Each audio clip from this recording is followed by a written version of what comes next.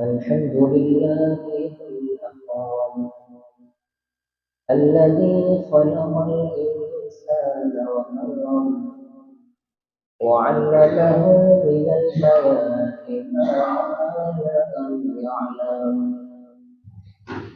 فسبحان الذي لا يحصى امتنانه باللسان والقلم. ونشهد أن لا إله إلا الله وحده لا شريك له.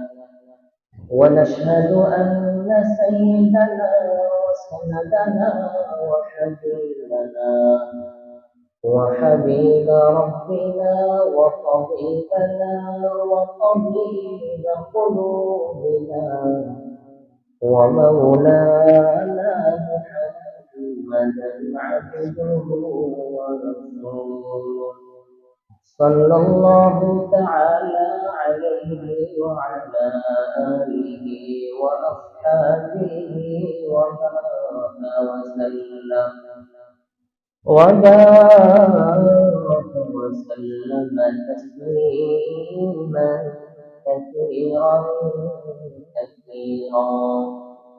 أما بعد فأعوذ بالله من الشيطان الرجيم. بسم الله الرحمن الرحيم. سبحان الذي أسرى بعبده ليلا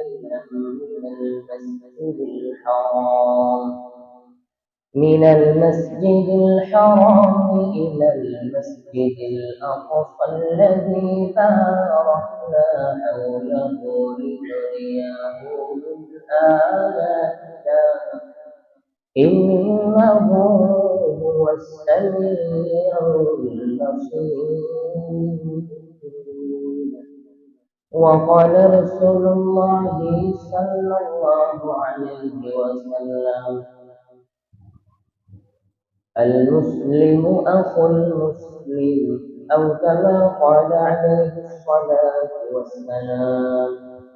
صدق الله العظيم وصدق رسوله النبي الكريم، ونحن على ذلك لمن الشاهدين والشاكرين والذاكرين، والحمد لله رب العالمين. درود شريف. اللهم صل على محمد وعلى آل محمد كما صليت على إبراهيم وعلى آل إبراهيم إنك حميد مجيد. اللهم بارك على محمد وعلى آل محمد كما باركت على إبراهيم وعلى آل إبراهيم إنك حميد مجيد. رب زدني علما، رب زدني علما. قال رب اشرح لي صدري ويسر لي أمري واحلل عقدة من لساني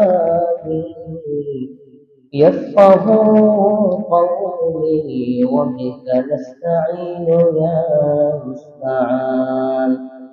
سبحانك لا علم لنا إلا ما علمتنا إنك أنت العليم الحكيم.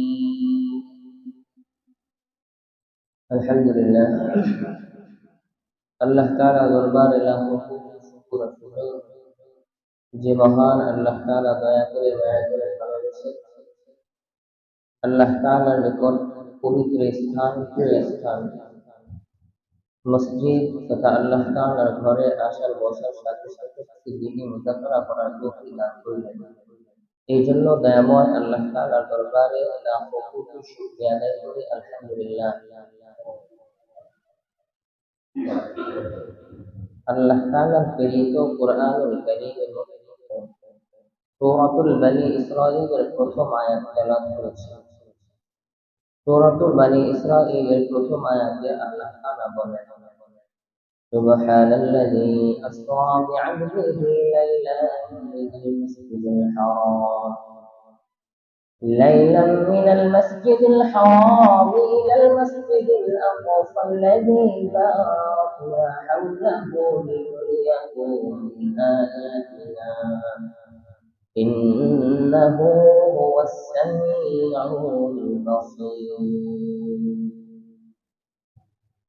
আল্লাহ তাআলা বলেন, রাসূলুল্লাহ সাল্লাল্লাহু আলাইহি ওয়াসাল্লামকে মিরাজের রজনীতে বাইতুল্লাহ থেকে নিয়ে মসজিদুল আকসা পর্যন্ত ভ্রমণ করার রাত্রিকালে সশরীরে জাগ্রত অবস্থায়। এর মধ্যে আল্লাহ তাআলা একটা ঘোষণা দিলেন, হাওলাহু লিনুরিয়াহু মিন আয়াতিনা, বারাকনা হাওলাহু লিনুরিয়াহু মিন আয়াতিনা। অর্থাৎ আল্লাহ তাআলা রাসূল সাল্লাল্লাহু আলাইহি ওয়াসাল্লামকে ভ্রমণ করালেন পৃথিবীর বুকে বাইতুল্লাহ থেকে মসজিদুল আকসা, বর্তমান যেটাকে ফিলিস্তিন বলা হয়। তো ফিলিস্তিনের জমিনের ব্যাপারে আল্লাহ তাআলা নিজে বলতেছেন যে বারাকনা হাওলা, আমি ওই এলাকার সমস্ত সাইড দিয়ে বাইতুল আকসা, মসজিদুল আকসার আশেপাশ দিয়া, মোট কথা ওই ফিলিস্তিনের মধ্যে আমি আল্লাহ তাআলার নিয়ামত দিয়ে এমন বরকত দিয়েছি, সব জিনিস সেখানে ভরপুর রয়েছে। এটা আল্লাহ তাআলার ঘোষণা। হাওলাহু বারাকনা হাওলাহু, সব কিছু দিয়ে আমি বরকত দিয়ে তার চারপাশ ভরে দিয়েছি, আল্লাহ তাআলা বলেন। এই জন্যই এই ফিলিস্তিনকে নিয়ে এত কিছু, সবাই চায় এটাকে দখল করে রাখার জন্য, কারণ এটার মধ্যে আল্লাহ তাআলার বরকত দেয়া ভরপুর। আর বর্তমান যারা ফিলিস্তিনকে দখল করতে চায়, দখল করতেছে, বর্বরতা চালাইতেছে, এদের দাবি হলো যে তাদের পূর্বপুরুষরা এই ফিলিস্তিনের মধ্যে ছিল, এই জন্য তারা সেই উত্তরাধিকার সূত্রে এটা দখল করতে চায়। কিন্তু ইতিহাস এবং কোরআন এর পুরাটাই বিপরীত বলতেছে।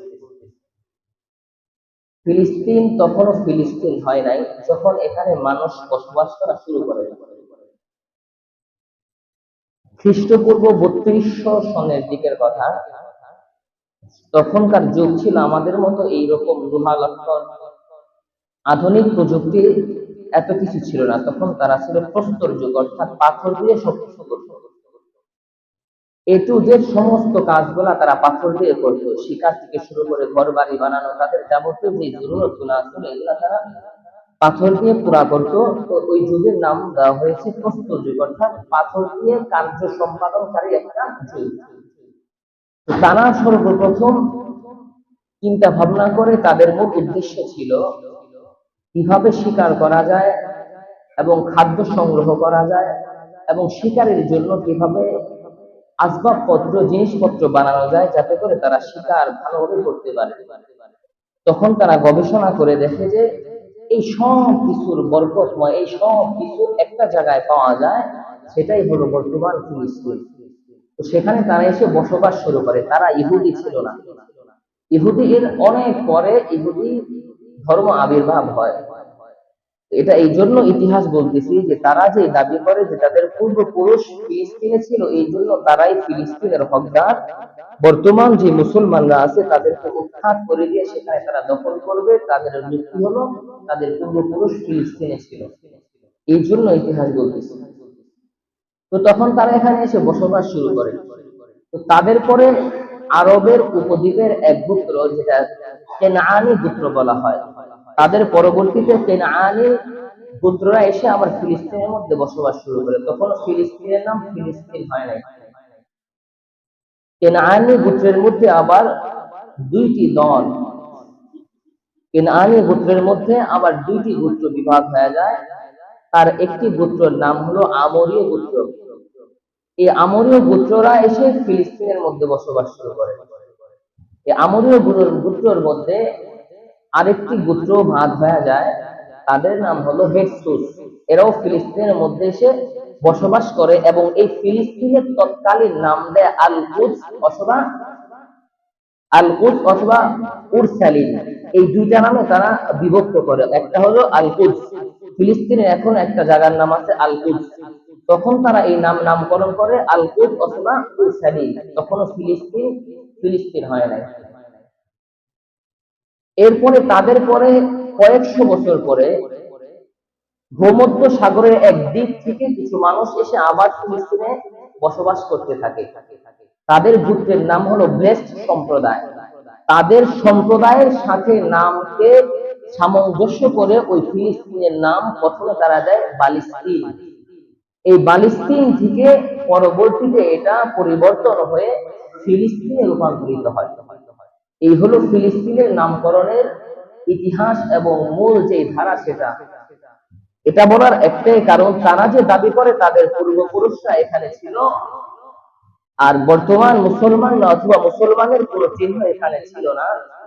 এই জন্য এই ইতিহাস বলার কারণ যে ইহুদিরা এই ফিলিস্তিনে তখন ছিল না যখন মুসলমানরা অথবা অন্য সম্প্রদায় অথবা আরবে কেনানিয়া গোত্র, আমরীয় গোত্র যখন এখানে তারা বসবাস শুরু করে। এখন খ্রিস্টানরা অর্থাৎ ইহুদিরা, বনি ইসরাইল তখন ফিলিস্তিন আসলো। আমাদের জাতির পিতা হযরতে ইব্রাহিম আলাইহিস সালাতু ওয়াস সালাম খ্রিস্টপূর্ব 1900 সনের দিকে তিনি ফিলিস্তিনে আসেন। যখন তাকে অগ্নিতে ফেলে দেওয়া হয়, এরপরে তিনি সেখান থেকে হিজরত করে বাইতুল মুকাদ্দাস অর্থাৎ মসজিদুল আকসার এলাকা ফিলিস্তিনের মধ্যে তিনি আসেন। সেখানে আসার পরে তার ঘরে আল্লাহ তাআলা পুত্র সন্তান দান করেন, তিনি হলেন হযরতে ইসমাঈল আলাইহিস সালাতু ওয়াস সালাম, এবং তার থেকেই আমাদের পয়গম্বর আখিরি নবী মুহাম্মদ রাসূলুল্লাহ সাল্লাল্লাহু আলাইহি ওয়াসাল্লাম তার বংশ থেকেই জন্মগ্রহণ করেন। এই জন্য আমাদের সাথে ফিলিস্তিনের সাথে একটা গোড়াপত্তর শিখরের একটা টান রয়ে গেছে, কারণ আমাদের আদি পিতা ওখানে এসে ওখানে এসে বসবাস করেন, এবং আমাদের রাসূল সাল্লাল্লাহু আলাইহি ওয়াসাল্লাম যার বংশ থেকে আসেন সেই ইসমাঈল আলাইহিস সালাতু ওয়াস সালাম ওখানেই জন্মগ্রহণ করেন। হযরত ইব্রাহিম আলাইহিস সালাতু ওয়াস সালামের দ্বিতীয় পুত্র হযরত ইসহাক আলাইহিস সালাম জন্মগ্রহণ করেন হযরত ইসমাঈল আলাইহিস সালাতু ওয়াস সালামের 13 বছর পরে। তিনিও নবী ছিলেন, এবং হযরত ইসহাক আলাইহিস সালাতু ওয়াস সালামের ঘরে আরেকজন নবী আল্লাহ তাআলা পাঠান, তার নাম হলো হযরত ইয়াকুব আলাইহিস সালাতু ওয়াস সালাম। যখন হযরত ইয়াকুব আলাইহিস সালাতু ওয়াস সালাম জন্মগ্রহণ করেন, তখনও হযরত ইব্রাহিম আলাইহিস সালাতু ওয়াস সালাম জীবিত ছিলেন। তাহলে দাদাও নবী, বাবাও নবী, আবার নাতিও নবী। নাতি যখন জন্মগ্রহণ করেন তখন হযরত ইব্রাহিম আলাইহিস সালাতু ওয়াস সালাম সেখানে উপস্থিত, অর্থাৎ তিনি জীবদ্দশায় ছিলেন। ইয়াকুব আলাইহিস সালাতু ওয়াস সালাম তখন সেখান থেকে হিজরত করে তুরস্কর একটা জায়গায় চলে যান। তুরস্কর একটা জায়গায় যাওয়ার পরে সেখানে হযরত ইয়াকুব আলাইহিস সালাতু ওয়াস সালামের 11 জন সন্তান হয়। 11 জন সন্তানের মধ্যে একজন সন্তানের নাম হলো পয়গম্বর হযরত ইউসুফ আলাইহিস সালাতু ওয়াস সালাম। ইউসুফ আলাইহিস সালাতু ওয়াস সালামের ঘটনা আমরা সকলেই কম বেশি জানি। কিভাবে তাকে কূপে ফেলানো হয়, কূপ থেকে আবার সেই মিশরের এক ব্যবসায়ী তাকে ক্রয় করে নিয়ে মিশরের বাজারে সেই মিশরের মন্ত্রীর কাছে, প্রেসিডেন্টের কাছে বিক্রি করে দেয়, এটা সকলেরই কম বেশি জানা আছে। তিনি জেল খাটেন, জেল থেকে বের হয়ে আবার সেই মিশরের খাদ্য মন্ত্রণালয়ের দায়িত্ব পালন করেন। যখন তিনি খাদ্য মন্ত্রণালয়ের দায়িত্ব পালন করেন, তখন ওই তুরস্ক, মিশর, এদিক সেদিক সকল দেশেই চলতেছিল খুব খরা, খুব বিক্ষোভ চলতেছিল, খাবারের খুব কমতি চলতেছিল। তো মিশর থেকে হযরত ইউসুফ আলাইহিস সালাতু ওয়াস সালাম খাবার বিতরণ করলেন। তখন তার পিতা এবং তার ভাইদেরকে, লম্বা কাহিনী, তার ভাইদেরকে নিয়ে মিশরে সে বসবাস শুরু করলো। সেখানে প্রায় 150 বছর পর্যন্ত, 150 বছর পর্যন্ত তারা সেখানে বসবাস করলো। ইউসুফ আলাইহিস সালাতু ওয়াস সালাম, তার পিতা হযরত ইয়াকুব আলাইহিস সালাতু ওয়াস সালাম এবং তার আরো যে 10 অথবা 11 ভাই ছিলেন, সকলেই সেখানে বসবাস শুরু করতে লাগলো। আর ইয়াকুব আলাইহিস সালাতু ওয়াস সালাম বনি ইসরাইল কই থেকে আসলো? ইয়াকুব আলাইহিস সালাতু ওয়াস সালামের আরেক নাম হলো ইসরাঈল। ইসরা অর্থ বান্দা, আর ইল অর্থ আল্লাহ তাদের ভাষায়। ইব্রানি ভাষা অথবা অন্য কোনো ভাষায় ইসরা অর্থ বান্দা আর ইল অর্থ আল্লাহ, তাহলে দুইটাকে একত্রিত করলে ইসরাইল মানে আল্লাহর বান্দা। আর যারা নাকি হযরতে ইয়াকুব আলাইহিস সালাতু ওয়াস সালামের বংশ থেকে আসছে তাদেরকে বলা হয় বনি ইসরাইল। কেন? আরবিতে বনু শব্দ অর্থাৎ সন্তান। বনু ইসরাইল মানে ইসরাইলের সন্তান অর্থাৎ ইয়াকুব আলাইহিস সালাতু ওয়াস সালামের সন্তান। সেখানে যখন তারা ১৫০ বছর পর্যন্ত বসবাস করতে লাগলো, তৎক্ষণাৎ এক সাম্রাজ্য তাদের উপর আক্রমণ করা শুরু করে দিল। সেই সাম্রাজ্যের নাম হলো ফারাও সাম্রাজ্য। আর সেই সাম্রাজ্যের নেতা ছিলেন আহমুস। সে ওই বনি ইসরাইলের উপর লাগাতার ধ্বংসযজ্ঞ চালাইতে লাগলো। ৩০০ বছর পর্যন্ত তাদের উপর জুলুম করতে লাগলো। এই জুলুমের শিকার হয়ে তখন তারা তাদের যে মূল আকীদা ছিল বনি ইসরাইলের অর্থাৎ ইয়াকুব আলাইহিস সালাতু ওয়াস সালামের যে মূল আকীদা ছিল, এই আকীদা থেকে তারা সরে গিয়ে মূর্তি পূজা শুরু করে দিল। বিভিন্ন রকম আল্লাহ তাআলার সাথে শিরক শুরু করে দিয়েছে। একত্ববাদের যেই ধর্ম তাদের মাঝে ছিল সেটা থেকে তারা বিচ্ছিন্ন হয়ে গেছে। এইরকম ভাবে চলতে চলতে চলতে চলতে খ্রিস্টপূর্ব ১২৫০ সনের দিকে হযরতে মূসা আলাইহিস সালাতু ওয়াস সালামকে এই বনি ইসরাইলের মধ্যে পাঠান, যাতে করে তারা আবার আল্লাহ তাআলার দিকে ফিরে আসে। তো মূসা আলাইহিস সালাতু ওয়াস সালাম যখন দাওয়াতি কাজ শুরু করলেন, এখানেও লম্বা কাহিনী।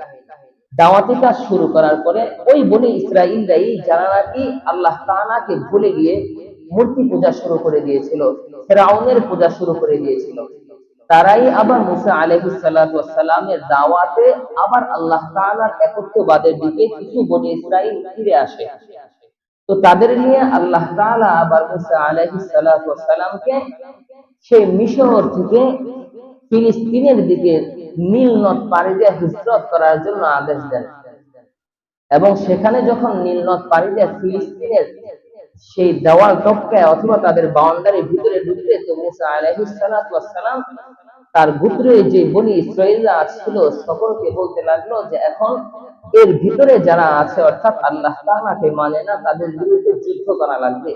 যুদ্ধ করে এরপরে আমাদের এই বাইতুল মুকাদ্দাস অর্থাৎ মসজিদুল আকসা এই ফিলিস্তিনকে দখল করে আমাদের আওতাভুক্ত, আমাদের আয়ত্তে আনা লাগবে।